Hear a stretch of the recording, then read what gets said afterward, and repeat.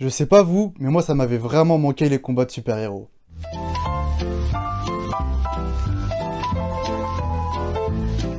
Salut à tous, c'est Patchoman, aujourd'hui une nouvelle vidéo sur la chaîne. On va parler du Marvel Cinematic Universe et notamment de la série Falcon et le Soldat de l'Hiver. Alors dans cette vidéo, je vais faire une petite review de la série dans sa globalité et ensuite on va revenir sur la série dans les détails avec notamment les points faibles et les points forts selon moi. Pour le contexte de cette série, il faut savoir qu'elle était censée sortir en première, donc avant WandaVision, mais avec le Covid qui a tout chamboulé, ils ont dû refaire le calendrier, du coup c'est cette série qui a été sortie en première. Alors de quoi cette série parle? Du coup, on va parler dans cette série du Faucon et du Soldat de l'Hiver après la mort de Captain America et tout l'héritage que ça implique et la création d'un nouveau Captain America. Donc voilà, c'est une série qui au début, je vous mens pas, qui m'a pas hypé vraiment. J'étais pas très enthousiaste de voir cette série, mais au final, j'ai été vraiment agréablement surpris. Alors dans l'ensemble, comme je l'ai dit, c'était vraiment un gros kiff de regarder cette série. Les épisodes sont tous bons pour moi. Il y a pas un épisode qui est en dessous des autres. J'ai aimé regarder chacun de ces épisodes, même si, comme je l'ai dit, j'avais beaucoup d'appréhension parce que pour moi, j'avais peur qu'il n'y aurait pas assez d'enjeux dans la série. Parce qu'en fait, après ce que Thanos a fait, je me dis, et ça vaut pour tous les films et les séries du MCU qui vont suivre,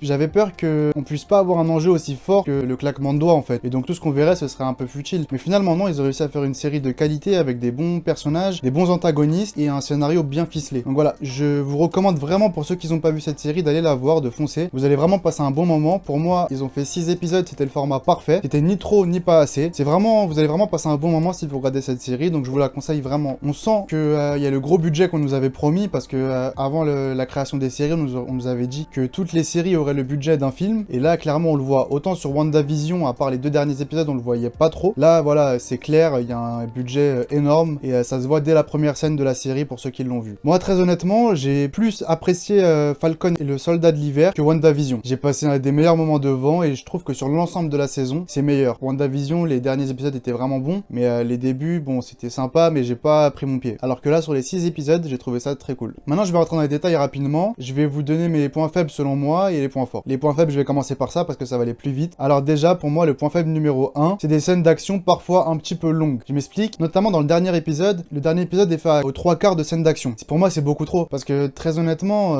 il y a des scènes qui sont, je trouve, à rallonge et moi, instinctivement, quand les scènes de bagarre étaient trop longues, bah, je commençais à prendre mon téléphone, voir ce qui se passe. Alors, quand les scènes devenaient trop longues de bagarre, bah, j'essayais de voir ce qui se passe sur mon téléphone, je regardais un peu autre chose et je sortais un peu de l'épisode. Et ça, je l'ai senti vraiment notamment au dernier épisode, mais aussi c'était le cas pour des bagarres qui étaient néanmoins très bien, hein. Des combats très bien, notamment entre par exemple Bucky, Sam et le nouveau Captain America. Mais pour moi, ça s'est allé un peu pareil pour du coup dans la dernière scène entre Sam et Carly Morgensen, c'est ça l'antagoniste son. Donc voilà, un peu trop long, mais sinon c'est qu'un petit détail, je les aurais fait un petit peu plus courtes moi. Ensuite, un autre petit point faible pour moi, c'est la relation entre Sam et Carly. Pour moi, il essaye trop de la raisonner. La scène où il essaie de la raisonner, j'ai l'impression de l'avoir vue au moins 4 fois. Et pour moi, c'est trop. Surtout que Carly, elle hésite même pas à un moment quoi. À chaque fois qu'il lui parle, elle devient encore plus radicale, on dirait. Donc c'est des scènes qui servent à rien. J'avais l'impression de voir Naruto qui essayait de raisonner Sasuke pour qu'il revienne au village. Moi, c'est une comparaison un peu foireuse, mais voilà, vous avez compris ce que je voulais dire. Et enfin, quelque chose que, bon, c'est pas très grave, mais ça m'a fait rire et ça m'a un peu sorti de l'épisode, c'est l'accent de Georges Saint-Pierre. D'où on veut ça? Tu viens devant l'homme sur le pare-brise. Louis, c'est moi qui te tuerai. Franchement, personnellement, j'ai regardé en français parce que j'ai regardé tous les films Marvel en français, donc je me voyais pas de regarder en anglais et sous-titré. Donc j'ai regardé en français et franchement, ils auraient pu faire un effort, ils auraient pu mettre une voix française sans accent à Georges Saint-Pierre parce que le mec il arrive tout musclé et tout, et tu l'écoutes avec un accent canadien. Moi, ça m'a fait rire et ça m'a fait penser au vrai personnage de Georges Saint-Pierre, le combattant du UFC. Du coup, ça m'a sorti un petit peu de l'épisode entre guillemets. Mais voilà, rien de grave, ça c'était juste un peu drôle. Maintenant, après avoir parlé des points faibles, on va parler des points forts de la série pour moi. Et le point fort numéro 1, je voulais vraiment parler en premier, c'est les thématiques abordées dans cette série. Et notamment la thématique sur la place des Afro-Américains dans la société américaine. Franchement, ils ont eu beaucoup d'audace, parce que très honnêtement, je pensais pas qu'une série, du coup Disney maintenant, parce que Marvel a été racheté par Disney, et la série est sur Disney+, je pensais pas qu'une série Disney pouvait aborder ce thème de cette manière. En fait, je m'explique, la société américaine, comme vous le savez, elle est très fracturée en deux, et du coup, c'est des sujets qui sont très délicats, et là, Disney prend clairement un parti d'essayer de mettre en avant la place des Noirs, des Afro-Américains dans la société américaine. On le voit à travers la relation entre Sam et Isaiah. Isaiah étant un ancien super soldat qui a été maltraité après la guerre. Bah, on fait référence à tous les soldats qui se sont battus pour les États-Unis à la Seconde Guerre mondiale, les soldats noirs, et qui après ont été un peu mis de côté, qu'on a oublié, qu'on a envoyé dans des ghettos. Ça, je trouve que c'était vraiment audacieux de faire ça. Je pensais pas que la série allait avoir autant de liberté pour le faire en fait. Les scènes aussi que j'ai bien aimé, c'est quand Isaiah dit à Sam qu'il ne peut pas avoir un Captain America noir. Bah moi j'ai vu là une référence au fait que il y a 30 ans, c'était impossible de dire qu'un président aux États-Unis serait noir, et on a eu Barack Obama. Et donc c'est un bel exemple pour montrer que les choses changent, les choses évoluent dans la société, et notamment avec cette comparaison entre Captain America et le président des États-Unis pour moi. Ensuite, deuxième gros point fort, c'est pour moi le décor, et c'est surtout la ville de Madripoor. On y va dans la série à l'épisode 3. On rencontre là-bas le personnage de Sharon.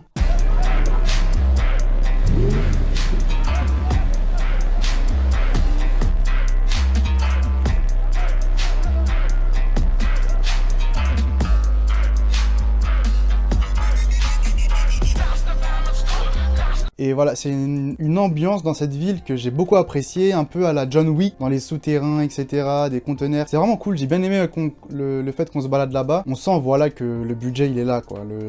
La majorité du budget, c'est dans des scènes comme ça, parce que la ville, elle est magnifique, les lumières, les couleurs, les personnages qui sont là-bas, l'ambiance. Vraiment, c'est très réussi, et j'espère qu'on reverra cette ville dans les prochaines séries ou films Marvel. Ensuite, je voulais parler des personnages qui sont pour moi très réussis, et c'est ce qui fait la grande force de cette série, et c'est pourquoi ça marche. Déjà, le duo entre Sam et Bucky, j'avais un peu d'appréhension parce que c'est des personnages très honnêtement qui nous intéressaient pas trop avant la série, on va pas se mentir, mais leur relation elle marche, le duo il est dynamique, il est drôle, ils se complètent un peu, Sam est un peu plus extraverti que Bucky, et donc les deux je trouve qu'ils se complètent assez bien, et leur relation elle est bien expliquée, elle évolue bien, et donc c'est un grand oui pour ce duo, et j'espère qu'on va le revoir. Je voudrais juste insister sur le personnage de Bucky que j'ai appris à redécouvrir dans cette série, qui a été vraiment un très bon personnage. L'acteur Sebastian Stan a très bien joué son personnage, j'ai vraiment appris à le découvrir, et Bucky, bah maintenant j'aimerais juste le voir de plus en plus dans le MCU, sachant qu'avant je m'en foutais un peu de son personnage quoi. Je voudrais aussi mettre une petite mention pour le Baron Zemo, qu'on connaissait dans Civil War, mais qu'on connaissait dans un tout autre registre. Mais là il est arrivé super cool, super charismatique, en mode vraiment un baron quoi. Et donc ce personnage il était très réussi. À la fin de la série il est toujours en prison, mais à mon avis on va le revoir très vite parce que l'acteur et le personnage, bah les deux ça marche bien. Donc du coup je pense qu'ils vont pas le laisser en prison, ils vont le réutiliser dans un autre moment du MCU. Un dernier point que je voulais voir avec vous, c'est cette série, elle répond à une question que je me suis toujours posée. Dans le deuxième épisode, il me semble, c'est le salaire des super-héros. Je me suis toujours demandé combien gagnait un super-héros s'il était riche, et en fait, dans ma tête, je me suis rendu compte que j'avais l'image de Tony Stark. Et donc pour moi, tous les super-héros étaient millionnaires, enfin, étaient riches, quoi. Et au final, non, on nous répond dans cet épisode que, bah, Sam et Bucky et les autres, ils sont tous fauchés, en fait. Ils ont pas de salaire, enfin, pas de vrai salaire, pas de grosse rentrée d'argent. Et donc du coup, voilà, je trouve que c'était amusant de traiter ce sujet-là, parce que c'est une question que je me posais quand même. Et